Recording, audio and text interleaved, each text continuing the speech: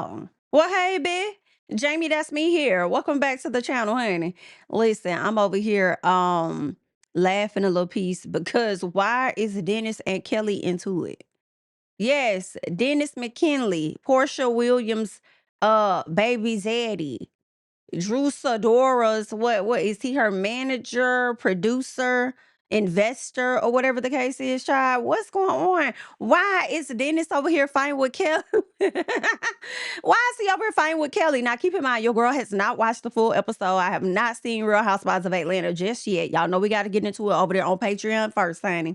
And then we'll bring it over here to the YouTube, period. But I did see a clip. It looks like the ladies were at Kelly's waffle location that she opened up in Sandy Springs, which unfortunately is now closed. Okay. And I hate that so much for Kelly, but you know, it is what it is. Maybe it's a setback for a major comeback. All right.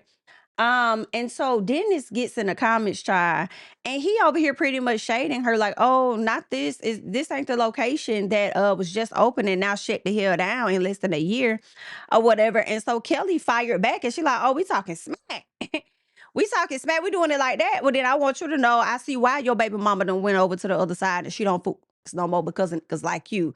Okay. I'm paraphrasing and maybe adding a little spice onto what the people said, but they had a little exchange over on social media. And I'm like, I gotta see this episode because was something said about Dennis on the show that he needed to clap at Kelly? Can't wait to check it out. But while we're talking about Kelly, I want to go ahead and let y'all know Miss Ma'am did put up a statement letting the people know about the restaurant that she opened up in Sandy Springs and it now being closed. Okay, so let's get into what she says. She says, I wanted to take a moment to address something personally and directly. Our Sandy Springs location has been closed since December of 2025. And I hate that because number one, I didn't get a chance to go. But number two, I could have sworn the people said it was closed before December 2025. I feel like it closed sometime in the fall. But maybe, I don't know, maybe it was officially shut down when the contract ended in December 2025. Y'all correct me now. Because I could have sworn somebody came to me in October, maybe November, that said the location was already shut down, honey. But okay. She said December 2025. As I continue building my waffle empire, one waffle at a time, honey, I've learned that growth comes with both wins and valuable lessons. That location represented a bit of both. Okay, she says opening Sandy Springs was an exciting milestone. She invested her money in the Waffle House at Bravo Andy. Ooh, did Andy shade her down to the Watch What Happens Live too? I invested my money. Oh, okay. However, she says support needed to succeed. I'm sorry, let's go back. She says, however, behind the scenes, it never fully aligned with the vision or support needed to succeed. From the lack of visibility on main shopping center signage to ongoing limitations and executing creative concepts, the environment made it difficult to operate at the level I expect for my brand. Okay. She says, when a space doesn't allow you to show up fully or move at the base of your standards, difficult decisions have to be made, and closing that location was one of them. Mm-mm-mm. I hate that. And that was a good location too. I don't know why they ain't put the signage up. But also, Kelly opened up the restaurant in my personal. I don't know if this is really that much of a factor, but I feel like the restaurant opened up after Real Housewives of Atlanta was over with. Well, yeah, we probably saw one or two clips of her like getting it set up and stuff, but I don't think the people really knew a lot about that location being open. We did see her do a post on social media where she invited the ladies out, and maybe that's what tonight's episode or last night's episode is going to be about. But yeah, I feel like she probably could have got even more promo on the show, and I hate that she wasn't able to hold on to it a little longer because I feel like if it would have made it to the show to be a success as it is right now, maybe if it would have stayed open, maybe she would have got more customers around it. You know what I'm saying? Because she would have had the promo for the show, I'm sorry, but the restaurant already closed down before the show could even premiere. So It is what it is, okay? Also keep in mind Sandy Springs is extremely expensive in my personal. Also, it's right there off the interstate. Baby, you're gonna pay for that easy access. I believe it was over there in that Target shopping center right off Roswell Road. You get off that Roswell Road exit in Sandy Springs. I think it's near that what's that ice farm, that ice skating rink. And then up the road, it's like a little shopping center or whatever. I think that's where hers was located. And it's like, girl, you're going to pay for that area. So I also feel like, as much as it sounds like to me as I'm reading this, she's trying to project it off on, I feel like her building, her manager, her landlord, and them not like really helping her. She definitely gonna have to take some fault. And maybe her taking fault is talking about like the creative concepts, right? And the environment needed to make it a success.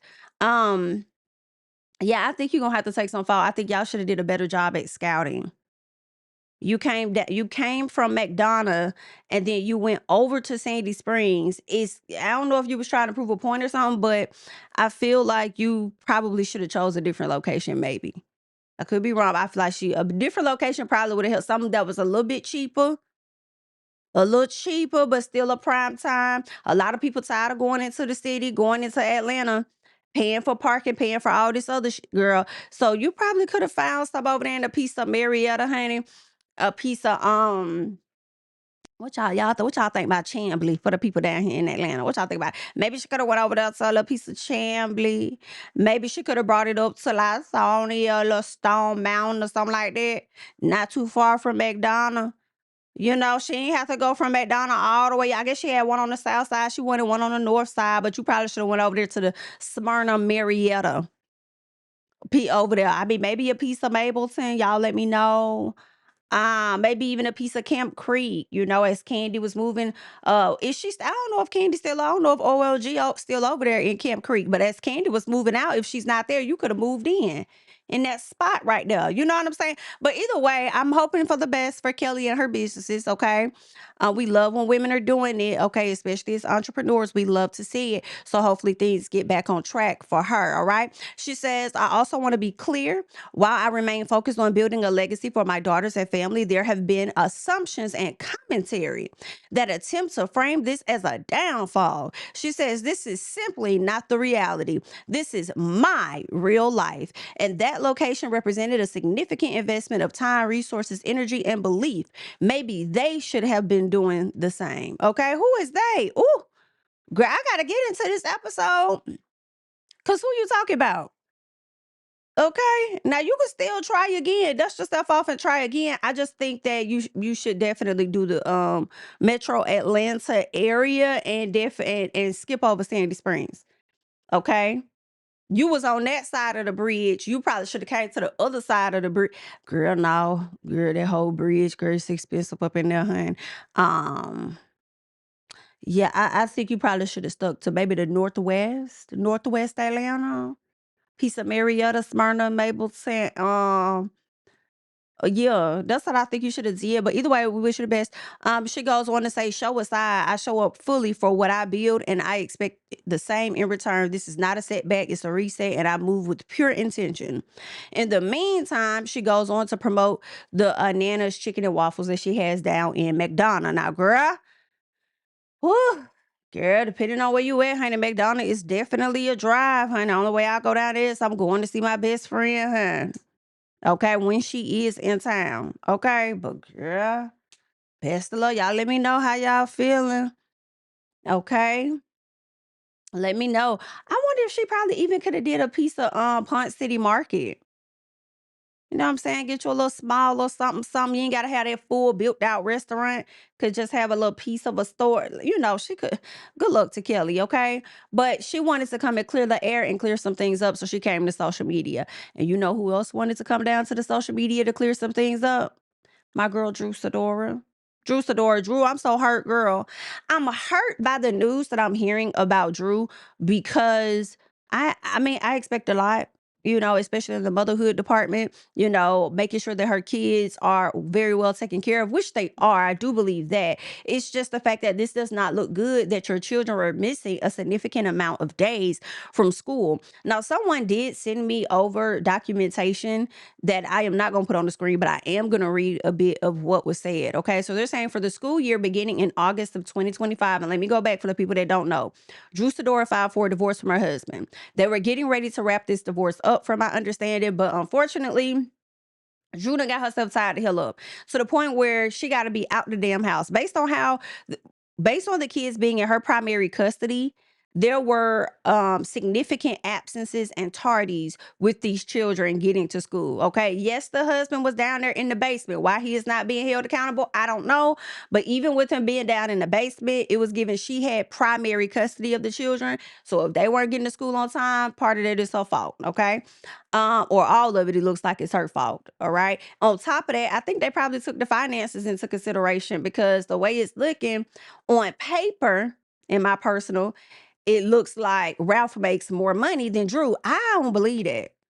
I don't believe that. I believe Drew made more money than Ralph. I do. I also feel like, now how she managed her money, I don't know. I also feel like the money that bought that house they were in, I feel like that was Drew. I could have sworn he wouldn't. Did he use her money to go buy that house? Or maybe it was some of his money too. Because wasn't he managing her accounts? And then last year she shut down one of the businesses or the LLCs that he was supposed to be managing and all of that. And that was one of the ways he got paid, was off of assisting her, and she shut that LLC down.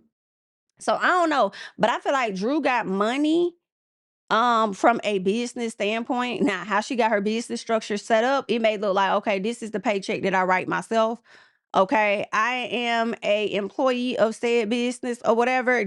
I only make this much on honor.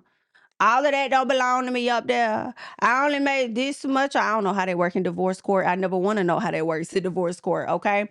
Um, but all in all, how it looks on paper, it looked like, Ralph makes more than her. And the judge probably took all of those things into consideration. So they're saying that for the school year, getting back to the topic at hand of why the children are being snatched, and he gets primary custody of the kids throughout the school year. She also has to be out of the home by May 31st. I think she gets custody of the kids over the summertime or something like that. So they're saying for the school year beginning in August of 2025 through February 2026, they're saying during which time petitioner continues to have primary physical custody. GCPS, Gwinnett County Public Schools, reports 21 tardies and 22 tardies. 21 for one of the kids, 22 for the other kid. Of particular concern to the court are the additional 11 unexcused absences. 11 unexcused. So they would miss school, but no note was provided as to why they did not attend. Okay. Goes on to say for one of the kids, right, 11 absences for one of the kids, which GCPS reports during the same time. Now, on January 20th, 2026, at a particular elementary school, an email was sent to the parents of both children expressing the concern that they've missed 7 days of school this year, and during which time petitioner continues to have primary physical custody. So they are faulting Drew for that, because she was in primary custody of the kids, regardless of the fact that the judge banished Ralph to the basement. I feel like when Drew would let him come upstairs, I feel like they had some type of agreement, in my personal. I think in my head, and I could be wrong, this is not a fact, I was not there, this is an assumption, these are my thoughts, okay? My opinion. I think they did have an agreement that when she's away at work, that he would take them to school or something. And it didn't happen. I also think she probably had some other help, like family, and they probably didn't follow through either, right? But unfortunately for her, she was the primary custodial parent, so it got snatched up from her. And it looks bad in the media, right? It definitely looks bad, but at the same time, I'm kind of like, how bad is it really? Because now you, Ralph, who gets primary custody of these kids throughout the year, you got to reorganize your schedule when you're trying to go hang out with the guys or go on trips and fly this lady out over here. If that's what you're doing, like, now you have to restructure your life around your kids. Not that you weren't doing it before, but you're going to have to do it now by yourself, and not with Drew, and not with Drew's sister. or whoever else she had helping. Okay, so I guess his mom, his parents, or somebody may help him out with that. On top of, he said he paid all the expenses right when it came down to the house, so I guess he gonna keep paying it. You know what I'm saying? Like, okay then. So that's bad, but at the same time, I'm like, is it? Is it? I mean, if he tried to put her on child support, I guess it ain't like it's gonna be a whole lot, because what they listed as her income, it don't look like it's nothing no damn way. So you make a slew more than her. I don't know, but I want to get into this statement. Y'all let me know y'all thoughts on it. But this is the statement that Drew put up over on the Twitter. Okay, so Drew says, "Good morning. Some details regarding my divorce have recently become public. Although the process is not yet finalized, during this time, Ralph and I are committed to co-parenting and doing what's best for our children. While certain things are beyond my control, my focus remains on showing up every day as the best mother I can be. Living in the public eye comes with challenges, but I'm choosing to move forward with grace, growth, and intention.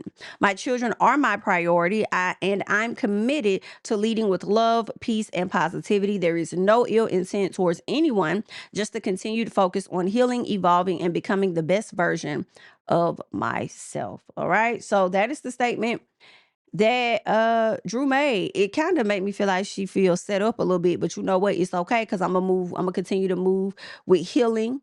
I'm gonna continue to evolve. I ain't got no issue with nobody. It's all peace. I ain't gonna give you no hostility. It's positivity. It's cool. Child. Look, I don't know if she was set up or not, child. I can't even say. I don't know if she was or wasn't. I don't know if she got played or not. It do look bad, but is it all bad? I'll let y'all answer that down below in the comments, honey. That's all I got for y'all at this time. I'm Jamie, that's me. Like up the video, subscribe to the channel, honey, and I'll catch y'all in the next one. Bye. Yeah, family over fame in this bitch, yeah. The glory of living righteous is setting in. My street knowledge and education's a perfect blend. Young mogul, independent, I've been setting trends. The first one from my family to be faithfully wed. Fuck niggas and the horses that they riding on. I see this shit from all angles like a polygon. I'm never politicking the drama.